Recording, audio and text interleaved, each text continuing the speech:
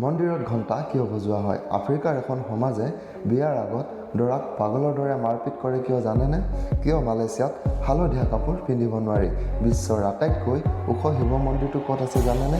আৰু আমাৰ ভাৰতৰ এনেকুৱা এখন ৰহস্যময় উপত্যকাৰ কথা ক'বলৈ গৈ আছোঁ, হয়তো আপোনালোকে এই উপত্যকাখনৰ বিষয়ে আজি পৰ্যন্ত নাজানে। গতিকে পলম নকৰাকৈ ভিডিঅ'টো আৰম্ভ কৰোঁ।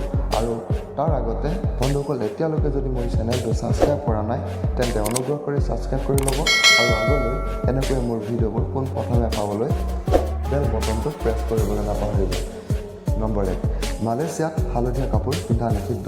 এটা সময়ত একাংশ বিৰোধীয়ে মালয়েছিয়াত প্ৰধানমন্ত্ৰীক হালধীয়া কাপোৰ পিন্ধি পদত্যাগ কৰিবলৈ বাধ্য কৰাইছিল, যিহেতু তেতিয়াৰ পৰা ইয়াত হালধীয়া কাপোৰ পিন্ধাটো নিষিদ্ধ। নম্বৰ 2, ৰাজস্থানৰ ৰাজসমন্দ জিলাৰ নাথাৰদ্বাৰত নিৰ্মিত এই শিৱ প্ৰতিমূৰ্তিটোৰ উচ্চতা 369 ফুট। এই শিৱ প্ৰতিমূৰ্তিটো বিশ্বৰ ভিতৰতে ওখ প্ৰতিমূৰ্তি আৰু ইয়াক বিশ্ব স্বৰূপম নামেৰে নামাকৰণ কৰা হৈছে। নম্বৰ 3, ভাৰতৰ মেঘালয়ৰ মচিনাৰাম গাঁৱত বিশ্বৰ ভিতৰতে সৰ্বাধিক বৰষুণ হয়।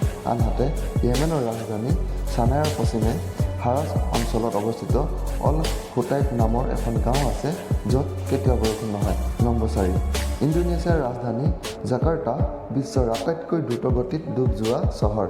বিজ্ঞানীসকলৰ মতে 2050 চনৰ ভিতৰত এই চহৰখন সম্পূৰ্ণৰূপে সাগৰত ডুব যাব। নম্বৰ 5, পাকিস্তানৰ বলাৰ ছৈয়দ আজমলে ক্ৰিকেট কেৰিয়াৰত প্ৰায় 3170 অভাৰ বলিং কৰিছে, যদিও এটাও ন' বল কৰা নাছিল। এয়া এক অভিলেখ। নম্বৰ 6, বিজ্ঞানীসকলৰ মতে এতিয়া 1 মিনিটৰ সময়সীমা 60 ছেকেণ্ডৰ পৰা 59 ছেকেণ্ডলৈ হ্ৰাস কৰিব লাগে, কাৰণ পৃথিৱীখন আগতকৈ বহুত বেছি বেগেৰে ঘূৰি আছে বুলি তেওঁলোকে ভাবে। এনেকুৱা হ'লে বহু কথা সলনি হ'ব পাৰে। নম্বৰ 7, আফ্ৰিকাৰ ফুলানী সমাজত যেতিয়া ল'ৰা এজনে ছোৱালী এজনী বিয়াৰ বাবে চাবলৈ যায়, তেতিয়া ছোৱালীজনীৰ পৰিয়ালৰ লোকে তেওঁক বহুত মাৰপিট কৰে, আৰু যদি ল'ৰাটোৱে সেই মাৰপিট সহ্য কৰে তেন্তে ল'ৰাজন বিয়াৰ বাবে ভাল আৰু বিয়াখনো ভাল বুলি বিশ্বাস কৰে আৰু বিয়াখন নিশ্চিত কৰে। নম্বৰ 8, ক্ৰিষ্টিয়ানো ৰনাল্ডোৰ এটা ঘড়ী আছে যাৰ দাম 3.5 কোটি টকা। এই ঘড়ীটো ৰলেক্স কোম্পানীৰ। ঘড়ীটোত বগা সোণ আৰু 30 কেৰেট হীৰা ব্যৱহাৰ কৰা হৈছে। এটা সাক্ষাৎকাৰত তেওঁক সোধা হৈছিল যে ঘড়ীটো 10 টকীয়াই হওক বা 10 কোটি টকাৰেই হওক, ই সমূহে ক'ব।